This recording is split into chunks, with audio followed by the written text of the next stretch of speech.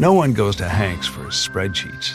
They go for a darn good pizza. Lately, though, the shop's been quiet, so Hank decides to bring back the $1 slice. He asks Copilot in Microsoft Excel to look at his sales and costs and help him see if he can afford it. Copilot shows Hank where the money's going and which little extras make the dollar slice work. Now Hank has a line out the door. Hank makes the pizza, Copilot handles the spreadsheets.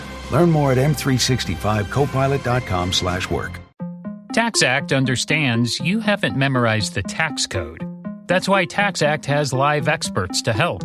TaxAct can even do it for you if you prefer. It's the easiest way to know you're doing it right. Well, other than going back to college and obtaining a bachelor's degree in accounting with a minor in finance, then interning somewhere and becoming fluent in all tax forms. But that might be hard to accomplish before tax day. So maybe just stick with TaxAct. TaxAct. Let's get them over with. It's the 77 WABC News Hour. Talking the news with Noam Laden. All the news you need to know with Joe Nolan, traffic, Justin Ellick, sports. And now, Talking the news with Noam on 77 WABC. Yes, that's me. Good morning. It is Tuesday, April 14th. Your forecast from the 77 WABC Weather Center. Mix of sun and clouds today. The high going to be 81. Tonight and overnight, partly cloudy, low 65. And then we'll do it all over again tomorrow. Wednesday, sun and clouds, a little warmer, high 85. If you're walking out the door with us right now, 61 and clear in Port Washington out on Long Island, 62 and clear in Newark over in New Jersey, and it's 61 and clear right outside our Midtown studios. This is the Top 5 at 5. Lots of tears at the funeral for an infant killed in a gang shooting. Eric Swalwell will leave Congress amid sex assault allegations. The fight over a gay pride flag in the village may be over. What was Rex Schuerman been like behind bars? MTA cops make a delicate rescue on some LIRR tracks. All right, let's get into it at 5:01. Actually, we have a breaking story just coming into us right before we came on the air. 2 people dead after a fire burned through an apartment in Crown Heights, Brooklyn, late last night. The fire broke out. This is the 3rd floor of an apartment building on Kingston Avenue. The flames broke out. This was about 11 o'clock. Firefighters rushed to control the heavy smoke that had spread through the apartment. When they finally made it in, they found an 80-year-old woman, a 59-year-old man. They were taken to Kings County Hospital, where we've been told now that they have been pronounced dead. The 2 lived in that same apartment, believed to have been married. A firefighter suffered smoke inhalation. He was taken to the hospital in stable condition. What we're initially being told was there was a ton of clutter in this apartment, which fueled the fire. Investigators now working to determine the cause of this blaze. Of course, as more information on this deadly fire that has killed 2 comes into us from Crown Heights, we'll pass that on to you. 5:02.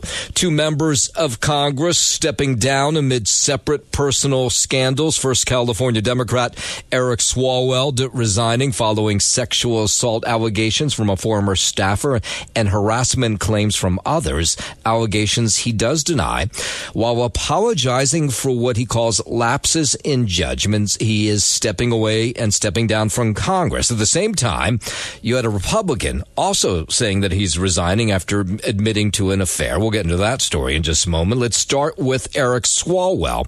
This story huge because he's a congressman from San Francisco, but also was the leading Democrat in the race for governor in California next year. So everybody responding to this yesterday. Republican gubernatorial candidate Steve Hilton reacting to the sexual assault allegations against Swalwell and him stepping out of Congress and the race for governor. This is really one of the most sickening things. All this about Swalwell was very well known. I mean, we'd heard about all this for months, and I'm not even on the Democrat side. It's an open secret that he had all this going on on Capitol Hill, in Sacramento. But you know what this says to me, this whole Swalwell thing? I think there's just going to be a very powerful feeling by the time we get to November, when you add in this kind of sleaze and scandal and the chaos that the Democrats are in at the end of its life. life. I think that's going to be very powerful. The allegations surfaced just days before he ended his campaign. No charges have been announced. Swalwell resigning from Congress, the race for governor.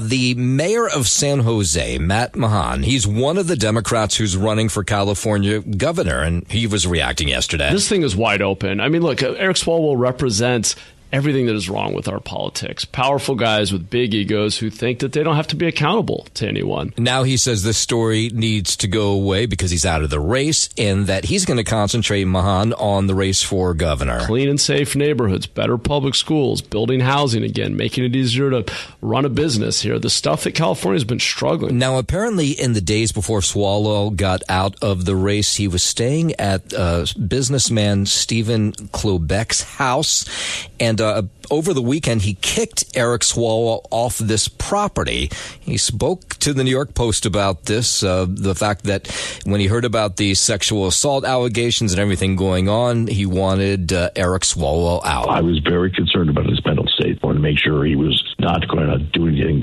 stupid to himself, okay? So I wanted to make sure he was mentally secure. Klobeck says the allegation's troubling. When I actually heard about this intern that he slept with, I pulled him aside and I said, hey, buddy, I've known you for a long time. I've never seen you with other women. Extremely disheartening. All right, so I should point out again that Swalwell has denied the claims, claiming them absolutely false, saying he will fight these allegations to the end. Meanwhile, Republican Texas Congressman Tony Gonzalez, he's also resigning from Congress. Now, they've been pushing him to do this for a while, fellow Republicans, but now with Swalwell dropping out, I guess it became too tough for him to stay in the race. His announcement came on the same day that fellow Congressman, Democrat Eric Swalwell of California, announced his resignation. In March, Gonzalez ended his re-election bid after admitting he had an affair with a staffer who later died by suicide. In a post, Gonzalez said he's submitting his retirement papers on Tuesday. Swalwell's resignation follows sexual assault allegations against him. Swalwell ended his campaign for California governor over the weekend. Both men faced possible expulsion hearings in the House. I'm Mark Mayfield. Yeah, so back in March, Gonzalez ended his re-election bid after admitting he had an affair with a staffer who later died by suicide. In a post, Gonzalez said he's submitting his retirement papers later today. 5:06, let's bring it back home in New Jersey. There is a $10,000 reward now being offered in that mass shooting at Chick-fil-A that killed a New York City man on Sunday. The Union County Prosecutor's Office says 23-year-old New York City resident Malik Shepard was killed. 6 others were wounded in the shooting at the restaurant on Route 22 Saturday night. Cops arrived. They found 7 victims. Shepard was pronounced dead at the scene. The other victims were hospitalized with non-life-threatening injuries. Law enforcement says the shooters ran into the restaurant, went directly behind the counter, and opened fire before fleeing. It is believed to have been a drug or gang-related shooting, with Shepard possibly a target. Police have released footage of an armed man running from the scene. In New Jersey, I'm Liz Warner. All right, we're going to hear from the victim's mother. She is going to talk about her son. She says he's no gang member. We'll hear from him coming up after 5:30 this morning. Investigators trying to figure out what caused a tractor trailer to smash into a building in Clifton, New Jersey early Monday. We thought a bomb went off. We thought we were being bombed. We thought we were in the middle of the war right now. A neighbor lives 200 feet from where an 18-wheeler crashed at 2:30 Monday morning into the Toptown limo building off Route 3 near Kensington Avenue. The truck became jammed inside. Rescue crews had to pull the driver out while a person on the top floor was rescued via ladder. The truck still stuck, the building unstable, and will likely be demolished. Fire Lieutenant William Legatis. It's leaning. It's very precarious in there. No word yet on the cause of the crash. I'm Sarah Lee Kessler. WABC News Time 5:09. An up-and-coming rapper identified as the victim of a shooting in Brooklyn this weekend, and his teenage stepson is wanted by cops. Police say Jamel Davis was shot inside his home in the night show Walt Whitman houses in Fort Greene Sunday morning. He died at a hospital. The Daily News, the first to report that the 43-year-old was a rapper who went by Synthoro Upper. They report his new song Slidin' was going viral online and getting airplay on hip-hop stations after years of struggle and hustle. Davis's 16-year-old stepson is wanted for questioning.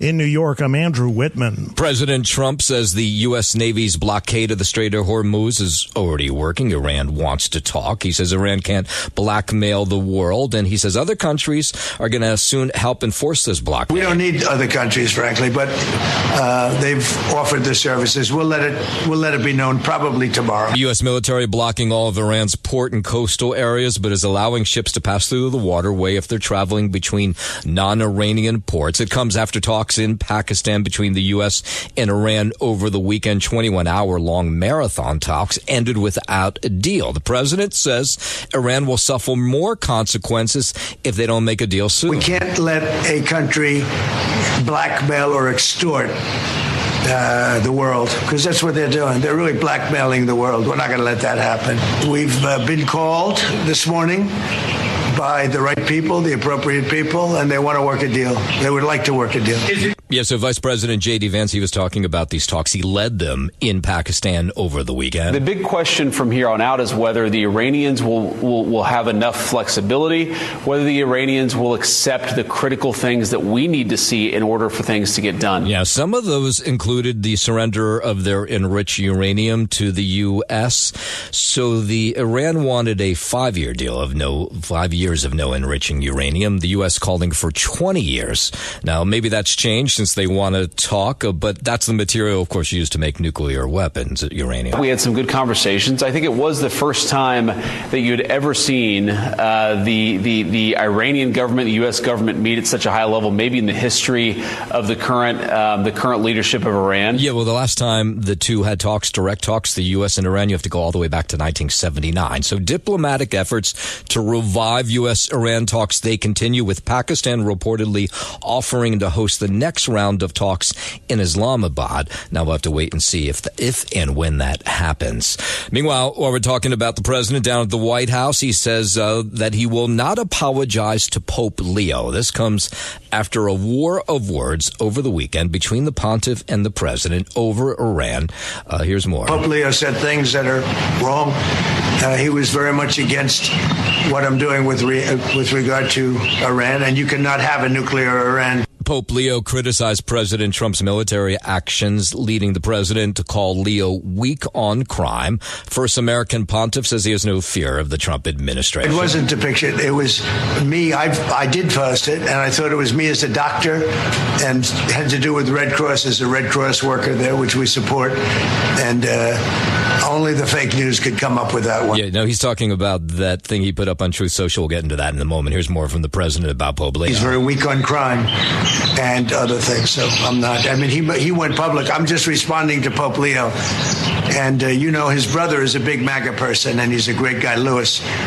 And I said I like Louis better than I like the Pope. Okay, President Trump has taken down his Truth Social post that depicts himself as Jesus Christ. The president said that wasn't the case. He said he thought the picture showed himself as a doctor. I did post it, and I thought it was me as a doctor, and had to do with Red Cross as a Red Cross worker there, which we support. And only the fake news could come up with that one. Yeah, I don't know about that. The AI-generated image showed the president in robes bathed in divine light and healing sick people as he's surrounded by his followers, an American flag, eagles, the Statue of Liberty, and other figures in the sky. The president put that post up on Orthodox Easter on Sunday. A Michigan man questioned in the disappearance of his wife in the Bahamas was released from custody last night with no charges. Brian Hooker told investigators his wife fell overboard in rough seas. The 58-year-old left the police station with his attorney without speaking to reporters. Officials have not said whether the Michigan man will be required to remain in the Bahamas or if he's free to leave that country. His attorney says police have no evidence and that Hooker categorically denies any wrongdoing, adding he's seeking closure. I'm Jim Roop. 514, the director of Camp Mystic down in Texas, admitting in court in the days before last year's Deadly Hill country flood, they did nothing to prepare campers for an evacuation. Did you take any steps to prepare for potential flood or flash flood? I don't believe so, no, sir. Edward Eastland, he was grilled by an attorney for the Stewart family who lost their daughter in that flood. They're asking a judge to preventing the camp from making renovations and remain closed while their lawsuit works its way through the courts. That could prevent Camp Mystic from opening in just a few weeks. So you'll remember a total of 27 campers and counselors were killed in a flood there last year. Eastland was asked about the flash flood warning. Did any of you meet anywhere about this flood watch? I don't believe so, no, sir. You were warned that a flash flood could occur, correct? I don't recall getting this exact message, no, sir. Well, it's in the message itself, true? Yes, it is. Testimony in that court case expected to continue a little bit later this morning down in Texas. In a moment, we'll head back to Cuba, where the president there is speaking out again about a possible invasion from the U.S. We'll get into that in just a moment. But first, 5:15, let's head over to the 77 WABC Sports desk, where it was a big night for the WNBA, right, Justin? What? What are you talking about? Last night was the WNBA draft. Oh. Right here in New York, they held the WNBA draft, yes. Wow. Each time there was a pick, I would take it and text it to my kids to see they were all excited about who was being picked. Who won 1 overall? I have no idea. Was it Caitlin Clark? All I know is that you can make $1 million in the WNBA now. Did Angel Reese go number 1 overall? No, Angel Reese already plays in the WNBA, and so does Caitlin Clark. Sorry, I missed that. When did that happen? A couple years ago? Yeah. Okay. Well, congratulations to For some reason, whatever young lady went number 1. CBS Sports kept sending me alerts, and I was like, that's not what this app is for. I don't need alerts for the WNBA. No, not at all. So, of course, I was passing them on to my kids who were like, I don't really know this either. So, how many people were in attendance there? Like 20 people, 25 people? No, it was more than that. Yeah, but yeah. No. I don't mean to. I don't mean to be, mean or. But no, I mean, I just had no idea that was going on at all. You know that? Not to just keep talking about the WNBA, but did you know they signed a $200 million contract with Disney to play their games? Disney and the ESPN, ABC. Really? $200 million. All right, well, a year. $200 million a year. Good for them. Hopefully, the ladies are getting some of that. But who knows? Anyway, there you go. That's your WNBA draft coverage. I'm not sure why I started there, but go ahead. Sorry. But no, it's fine. It's a good segue into what we're looking ahead to tonight in the Men's Professional Basketball League NBA play-in tournament beginning tonight, 7:30 p.m. start for the Heat and the Hornets out in Charlotte. Hornets, they're 5.5-point favorites. That's 9th place versus 10th place in the East. And later on tonight at 10 p.m. the Trailblazers and the Suns out in Phoenix. Suns, they're 3.5-point favorites in the Western Conference. 7th place against 8th place there. You got 2 more playing games tomorrow to look forward to as well. Head to the Bronx now on the diamond. Mike Trout versus Aaron Judge transformed a baseball game into a heavyweight slugfest. Trout's second home run of the game gave L.A. a 2-run 8th-inning lead on a night when Judge had homered twice to put the Yankees ahead as well. And there was more drama after the pair of 3-time MVPs each homered twice in the same game for the first time in 70 years. Trent Grisham hit his second home run of the evening and season to tie the score in the 9th inning. Jose Caballero trotted home on Jordan Romano's game-ending wild pitch that gave the Yankees a pulsating 11-10 win and stopped a 5-game losing streak. Up next for the Yanks, Ryan Weathers will get the start in tonight's middle game of this 3-game set against the Angels. First pitch is scheduled for 7:05. In Los Angeles, Mets got shut out 4-0 by the Dodgers in the opener of a 3-game series there. New York lost its 6th straight and was shut out for the 4th time this season. Up next for the Mets, Nolan McLean will start tonight in L.A. First pitch there is scheduled for 10:10 p.m. Second game of 3. Out in Florida, Rangers lost to the Panthers 3-2. Up next for them, they wrap up their season tomorrow night in Tampa against the Lightning. A couple of season finales tonight for your other 2 local hockey squads. The Devils wrap up their regular season at 7 out in Boston against the Bruins, and the Islanders will welcome in the Hurricanes also at 7, and that wraps out their regular season schedule. Obviously, none of our 3 local hockey teams going to the playoffs, and that is your sports. Noah, man, I'm Justin Ellick on 77 WABC. With WABC News Time 520, Cuban President Miguel Diaz-Canel speaking out again yesterday, saying he's willing to die resisting President Trump as the communist island, he says, is bracing for an attack from the U.S. Clearly, you saw a defiant Miguel Diaz-Canel almost challenging the United States of invading Cuba. That's Cuba expert Dr. Andy Gomez, who says the communist island is struggling economically with food, water, medicine, housing shortages, his electric grid, that's also failing. Apparently, he's now watching what's happening in Iran and how complicated it can get for Cuba. And he says the fact that the Cuban president is saying that he'll die resisting President Trump is like he's asking for President Trump to come in and take over the island. They have exported terrorism all over the world, and yet Diaz-Canel sits there and blames the United States for everything that is wrong with Cuba. 5:21, now that the Artemis II has returned from its flight to the moon and back, NASA looking ahead to what its next mission may be. For NASA, the successful flight now tees up another critical test set for next year, when a crew on another Orion capsule will practice docking with the commercial lunar lander, all ahead of a planned return to the lunar surface as early as 2028. That's correspondent Tom Costello. NASA Administrator Jared Isaacman says the next crew will be announced very soon. Set for a 2027 launch, the Artemis III crew will head into space to test docking with a commercial spacecraft. The crew members sharing photos reuniting with their loved ones after their 10-day flight that set a new record for distance traveled from Earth.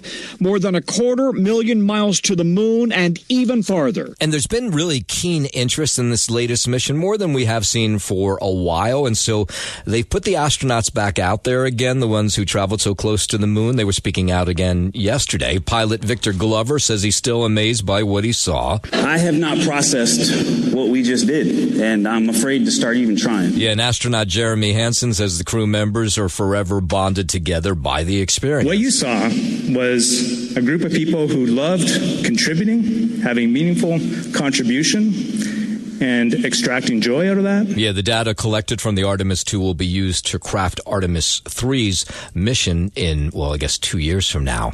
The magician duo of Penn and Teller, they're trying to help get a man off Texas death row. Charles Flores, who had an alibi, was convicted of capital murder thanks to a witness who was hypnotized by law enforcement. Penn and Teller say they shouldn't be admissible, anything that's under hypnotism. When most people hear the circumstances that led to Mr. Flores' conviction and death sentence, they are astounded. Robin Maurer is with the Death Penalty Information Center. She says that Penn and Teller are experts on hypnosis, and they praise their decision to get involved. A hypnotized witness was presented with a false memory. It's unbelievable. Yeah, Penn and Teller's friend of the court brief shows the hypnosis is not scientific and accused the cops of exploiting the practice, which has, by the way, since been banned in Texas. And while we're down in Texas, a judge there has agreed to hear arguments that could overturn the death sentence for convicted child killer Robert Roberson, who's on death row for shaken baby syndrome. His attorney's pushing for a new evidentiary hearing based on developments in science on shaken baby syndrome, which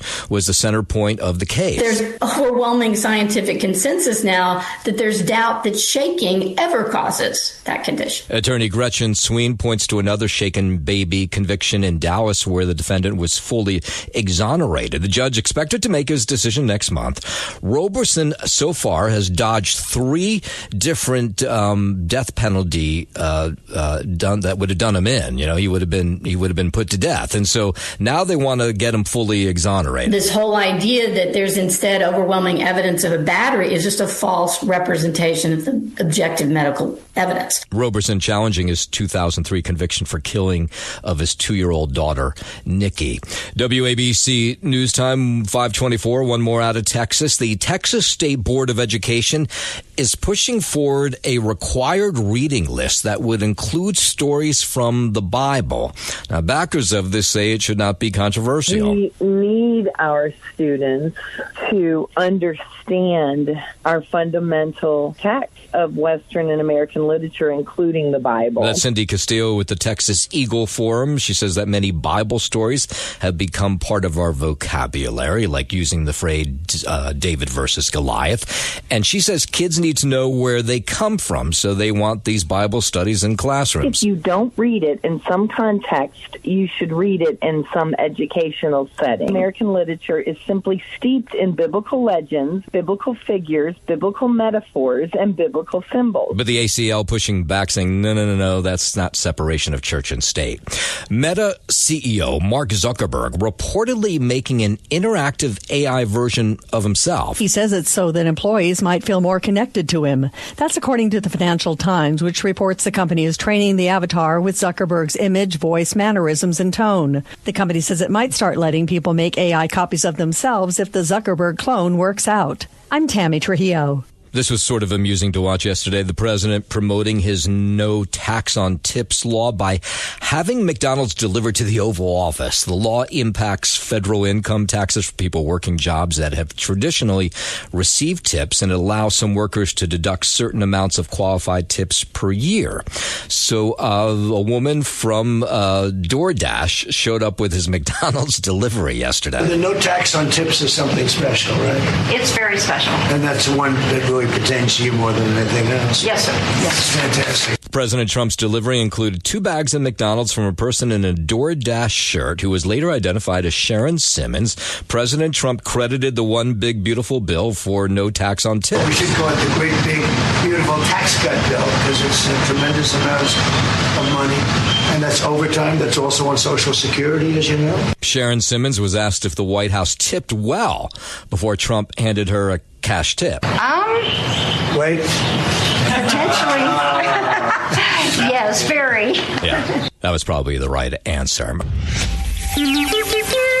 It's the 77 WABC News Hour. Talking the news with Noam Laden. All the news you need to know with Joe Nolan, traffic, Justin Ellick, sports. And now, Talking the news with Noam on 77 WABC. Yes, that's me. Good morning. It is Tuesday, April 14th. Your forecast from the 77 WABC Weather Center. Mix of sun and clouds today. The high going to be 81. Tonight and overnight, partly cloudy, low 65. And then Wednesday, much of the same. Sun, clouds, a little warmer, high 85. If you are walking out the door with us right now, so happy you are. 61 clear in Port Washington out on Long Island. 62 and clear in Newark over in New Jersey.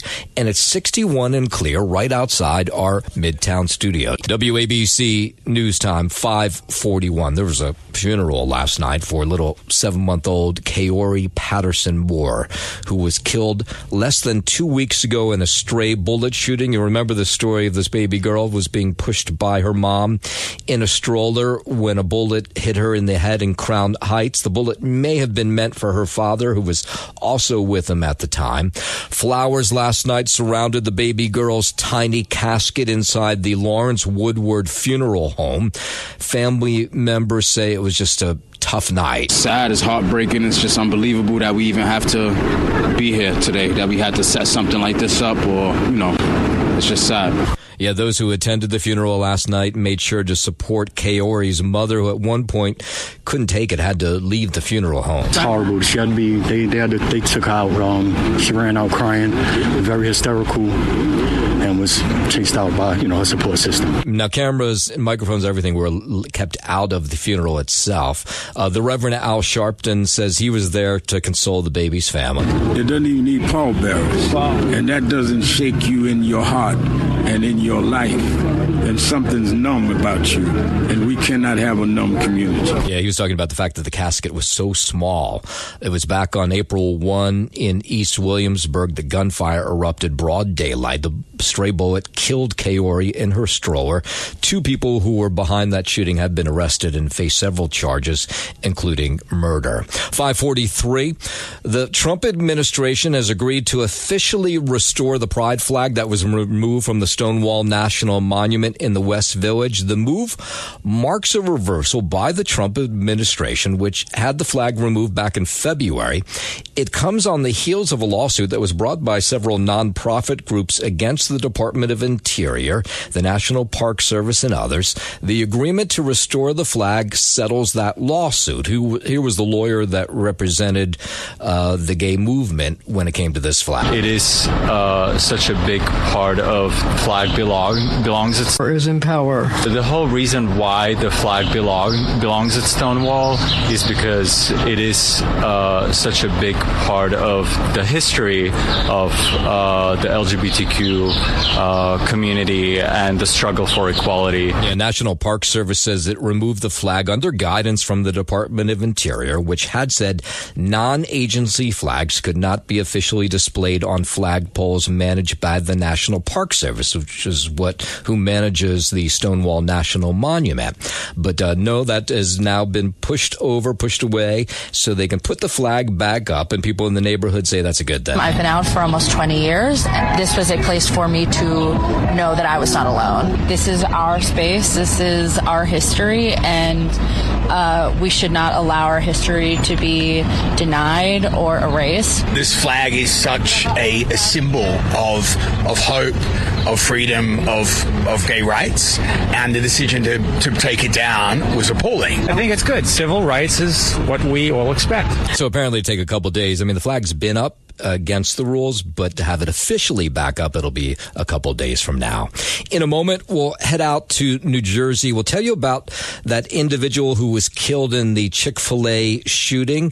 His family member pushing back against the accusation that he's a gang member. We'll get into that in just a moment. But first, 5:45, let's head over to the 77 WABC Sports Desk. And here's Justin Ellick. Thank you, Noah Maladen. Start on the diamond in the Bronx. Mike Trout versus Aaron Judge transformed a baseball game into a heavyweight battle. Trout's second home run of the game gave Los Angeles a 2-run eighth-inning lead, and then Aaron Judge had homered twice to put the Yankees ahead as well. And there was more drama after the pair of three-time MVPs each homered twice in the same game for the first time in 70 years.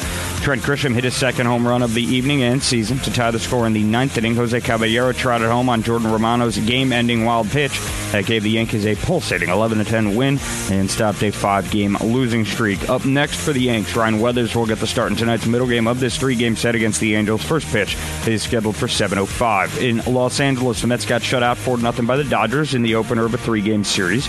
New York lost its 6th straight and was shut out for the 4th time this season. They're 7-10 overall. Up next for the Mets, Nolan McLean will start tonight in L.A. First pitch there is scheduled for 10:10 p.m., game 2 of 3. Your final from Florida on the ice. Rangers got bested by the Panthers 3-2. Up next from they wrap up their season tomorrow night in Tampa against the Lightning. A couple other season finales in other local hockey action tonight. The Devils will be out in Boston against the Bruins, wrap up their regular season at 7 p.m. Also at 7, the Islanders will welcome in the Hurricanes to wrap out their season. Of course, all 3 local hockey teams missing the playoffs this year. And the NBA play-in tournament begins tonight, 7:30 p.m. tip-off for the Heat and the Hornets in Charlotte. Charlotte, they're 5.5-point favorites in the Eastern Conference, 9th place versus 10th place battle. And later on tonight at 10 p.m., it's the Trailblazers and Suns out in Phoenix. Suns, they're 3.5-point favorites in the West. That is 7th place versus 8th place there. You know, I know a lot of people have already made this argument a million times before, but should teams that are in 9th and 10th place actually be making the playoffs at all? No. Yeah.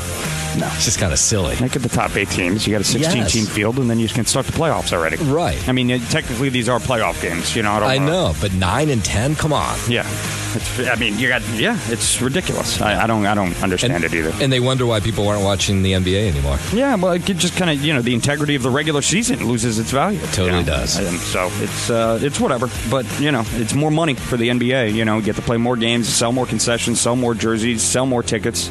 Yada, yada, yada, yada. It's all about that moolah. Yeah. Yep, it is. And that's your Sports Now. I'm Justin Ellick on 77 WABC. WABC News Time, 5:49. Police searching for at least 15 teenagers who allegedly robbed an 18-year-old at knife point in Diker Heights on Sunday night. It happened on a playground at 8th Avenue and 66th Street. Police say the group assaulted the victim, pointed knives at him, then took his jacket and ran away. It was really messy. I couldn't really see the details. 5-10 seconds later, they just started running away from the guy. The people that are on the mopeds, I think they went down or they went to the right because there's an exit on the side of the park. And the people that are on feet, they just started running all over the place. Something regular that's happening in Brooklyn. This is not that uncommon over here. Police say the victim taken to Lutheran Hospital expected to make a full recovery. Cops haven't made any arrests. 5:50, let's head over to New Jersey. The person killed in that mass shooting at a Chick-fil-A in Union identified as 23-year-old Malik Shepard, pronounced dead at the scene during this mass shooting that took place Saturday night. He was the only fatality. 6 other people were wounded, though. An unknown number of masked men stormed this Union Township franchise on Route 22 just around 9 o'clock. Some of them jumped the counter. Others opened fire. The investigation ongoing. Police have a $10,000 reward that leads to information to an arrest. Law enforcement sources initially said that they believed Malik, who was shot and killed, was the target of the attack and that the other people wounded were just caught in the crossfire.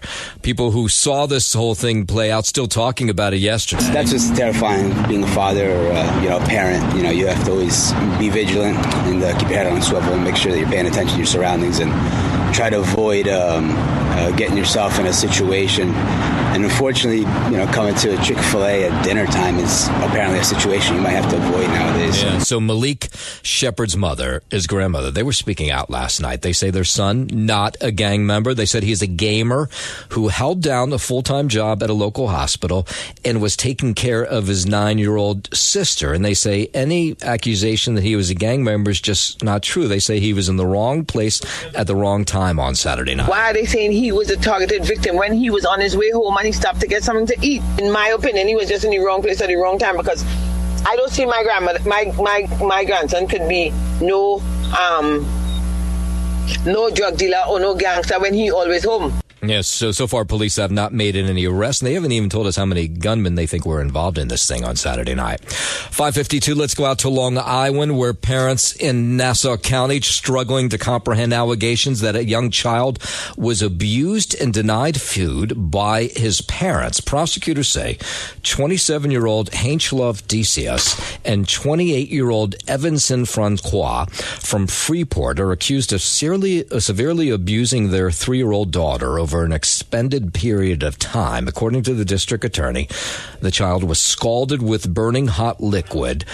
She had third-degree burns on her chest and lower body. Hospital staff say there was scarring, and then they say it appeared the child was emaciated too, suggesting she had been denied basic nourishment needed to survive. Now, neighbors say they had no idea what was going on inside that house. It's really hard to kind of fathom. If we saw a child that was malnourished or looked like they were neglected or abused, we would absolutely, call someone, say something. Horrific to hear. I can't wrap my head around how people do things like that. Nobody can. The district attorney's office says the girl removed from her parents' care is in foster care now. I think that as a neighborhood, and you can kind of see what it looks like, we're always kind of looking out for each other.